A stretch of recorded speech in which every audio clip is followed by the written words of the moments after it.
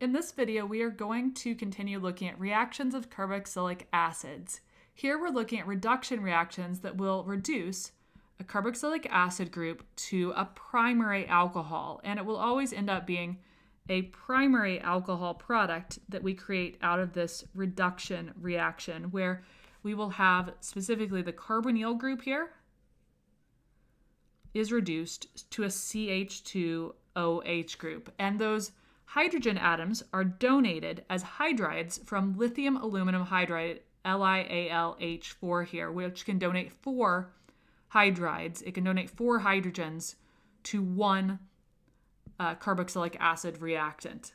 This is the only reducing agent that is capable of reducing carboxylic acids that we will talk about. Other common reducing agents, such as hydrogen with metal catalyst and sodium borohydride, will not work here. So don't be tempted into thinking of using sodium borohydride or H2 and metal. Those two reactants are going to be an absolute no-go here because the carboxylic acid is so heavily oxidized that it requires a very strong reducing agent in order to effectively reduce it. And you only get that strength necessary for reducing a carboxylic acid from using something like lithium aluminum hydride. Lithium aluminum hydride has to be handled in an aprotic solvent. It has to be protected from protons because it will react violently in an acid-base reaction with sources of protons. So you can't just dump this in water and expect the reaction to take place. Instead, the lithium aluminum hydride will react very quickly and in a rather violent manner with the water. So you have to protect the lithium aluminum hydride from sources of moisture. So let's take a closer look at this reaction. We're going to go through the mechanism for this. Reaction of lithium aluminum hydride with our carboxylic acid reactant. So I'm going to show this particular mechanism for the reduction of propanoic acid with our lithium aluminum hydride in whatever aprotic solvent we like. Ethers work very well there. Followed by, after the reaction has completely taken place, to completion of that, we add some acid to the reaction mixture to give us our final primary alcohol product like I'm showing here. So how does this reaction actually take place? Well, first and foremost, we have a little bit of a weird mystery here because I mentioned that we need to use an aprotic solvent so that we don't have lithium aluminum hydride reacting as a base with an acid. Well, it just so happens in this reaction we have an acidic functional group. We have a carboxylic acid. So the first thing that's actually going to happen in the mechanism is that we can't prevent the lithium aluminum hydride from deprotonating that carboxylic acid because acid-base reactions tend to be very fast, rapid reactions. And due to the fact that lithium aluminum hydride is basic, what's going to happen is that first, that lithium aluminum hydride is going to deprotonate the carboxylic acid hydroxy group. So we can show that occurring by just taking one of the protons away here, the proton away from our oxygen there, by reacting with lithium aluminum hydride. So lithium aluminum hydride is ionic, so it's Li+, and then AlH4. So those 4 bonds between aluminum and hydrogen. The hydrogen is going to take the possession of the electrons from that covalent bond. And so what's going to happen is that the hydride comes over, bringing the electrons with it to grab a proton from the carboxylic acid. That forces the oxygen-hydrogen bond to break and the electrons to go onto the oxygen. So we can go ahead and draw out what results from this first deprotonation step, which is going to occur very rapidly at the beginning of this reaction just by nature of the fact that the lithium aluminum hydride is strongly basic and it's in solution with the carboxylic acid reactant. So that gives us a carboxylate. So we get our carboxylate starting material, or carboxylate product rather, as well as we would have lithium as the counter ion to that. So this would be lithium butanoate if we were naming that carboxylic acid salt. We also have as a product of this reaction hydrogen gas, which would float away since it's a gas. So our hydrogen from lithium aluminum hydride teamed up with the H from the carboxylic acid to give us that H2. And then the other product of this reaction would just be AlH3, what's left over here from our aluminum hydride. So I'm going to go ahead and write that out as AlH3 there on the product side of this equation.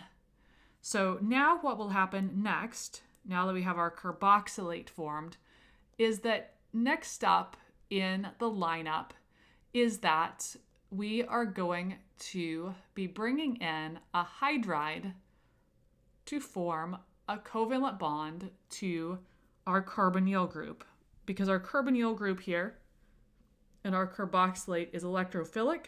The hydrides donated from lithium aluminum hydride are nucleophilic, and so they are going to be very drawn to one another. So let's go ahead and show that occurring. So we'll go ahead and write this out in words as hydride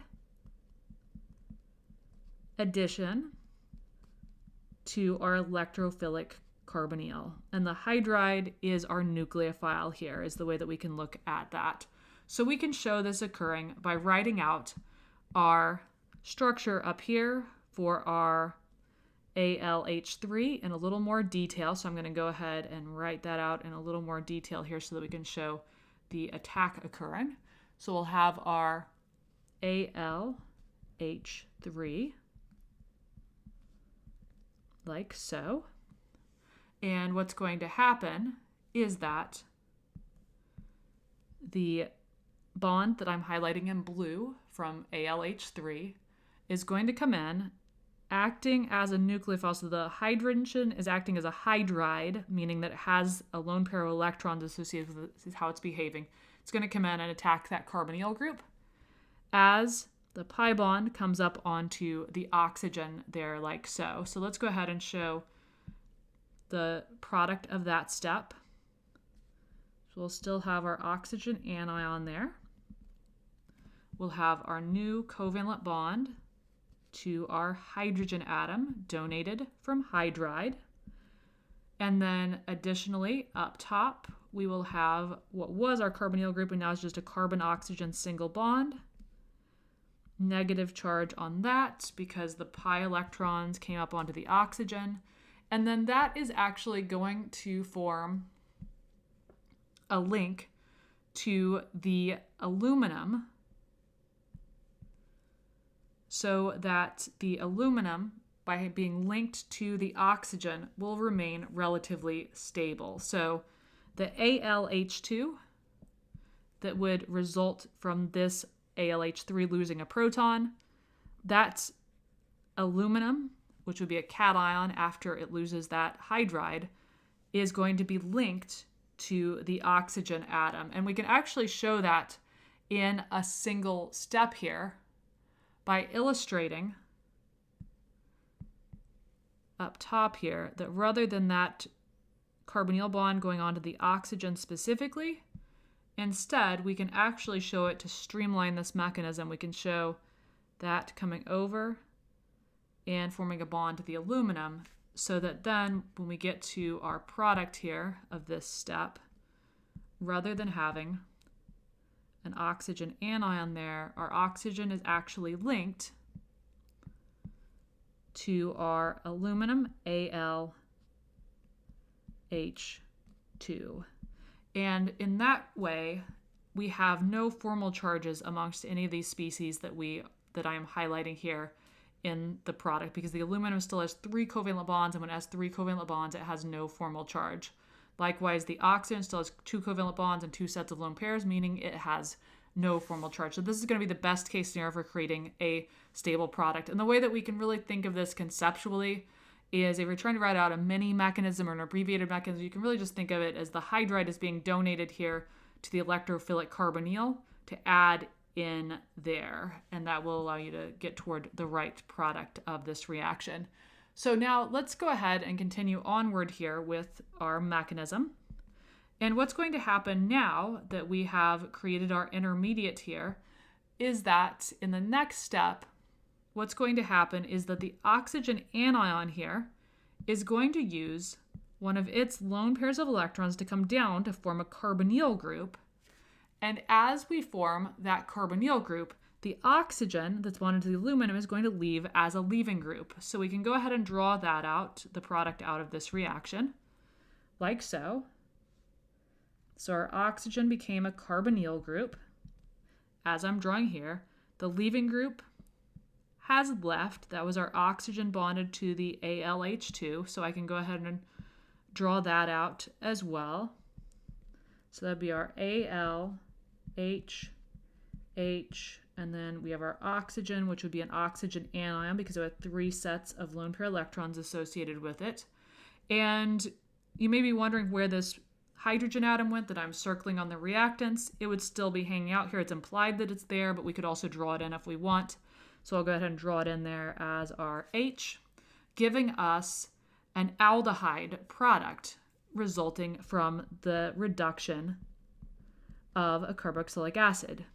The thing about aldehydes, though, is that since they aren't as oxidized as a carboxylic acid, that means they are more easily reduced than a carboxylic acid. And so you generally can't stop the reduction reaction at the aldehyde because the aldehyde is even more prone to being reduced than the carboxylic acid. And so what's going to happen then is that this reaction will continue onward. I'm going to label step 3 here since I didn't do that already. For those of you that like to have your steps labeled, this would be, we're going to reform the carbonyl as the leaving group leaves. So what we have essentially done here in this first couple of steps of the reaction is we have done a nucleophilic acyl substitution reaction where we have substituted the hydroxy group from the carboxylic acid with a hydrogen nucleophile that was donated from lithium aluminum hydride. So this steps so far are in essence just a nucleophilic acyl substitution reaction where we use the hydride as our nucleophile. But continuing onward, as we need to do, since we have an aldehyde that is prone to reduction, what we will do here in step 4 is in step 4 then, what will happen is that the hydride is going to act as a nucleophile on the aldehyde reactant. So in step 4, hydride, which is our basic nucleophile, is going to attack our carbonyl group of the aldehyde. So we can show that occurring here by taking our AlH4. I will bring in AlH4. And it's going to donate a hydride group. So take the electrons from that AlH bond, comes in, attacks the carbonyl because the carbonyl is strongly electrophilic. That forces the oxygen carbon bond, the pi bond there, to go up onto the oxygen as lone pairs. And that is going to give us, as a result of this step, it will give us this intermediate. So we're going to have 3 carbons in our chain.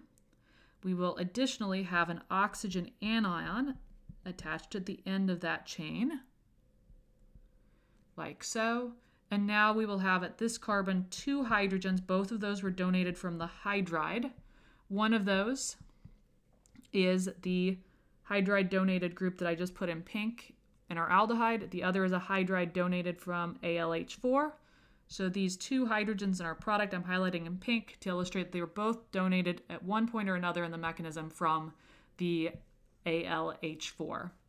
So now at this point we have nearly an alcohol. We have an alkoxide. And what's going to happen here is that this alkoxide is just going to hang out in solution because the solution at this point will be quite basic, quite high pH, due to the fact that we have this hydride donor that is very basic present and floating around in solution. So the intermediate here, our alkoxide, will just keep hanging out until we add acid to the reaction mixture. And that was what we called part 2 of the reaction up at the top here when we look at the overall reaction. So when we add that acid, what's going to happen then is the acid provides the necessary source of proton so that the alcohol the alkoxide group oxygen can act as a base, grab that proton, and lead us to our final product, which will be our 3-carbon, 1-propanol product, our primary alcohol, as a result of this particular reaction. So this is our mechanism for creating a primary alcohol product by reacting with lithium aluminum hydride. It involves a series of, first, deprotonation of the carboxylic acid, because carboxylic acids are acidic, and so therefore any present base that is a relatively strong base, such as lithium aluminum hydride, is going to deprotonate that. And then from there, we, under basic conditions, will have the hydride acting as an anionic nucleophile to come in and attack the carbonyl carbon, forming our rather funky intermediate here, where we have our oxygen linked to the aluminum to help stabilize that oxygen atom.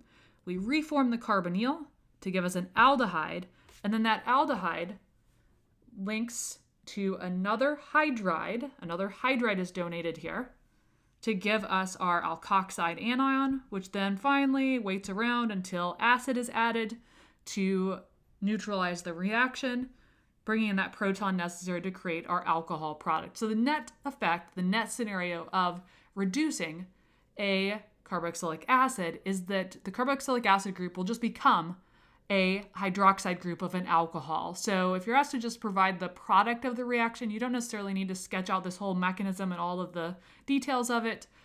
Just recognize that if you have a strong reducing agent, namely lithium aluminum hydride, with a carboxylic acid group, it's going to reduce that carboxylic acid group to a primary alcohol group.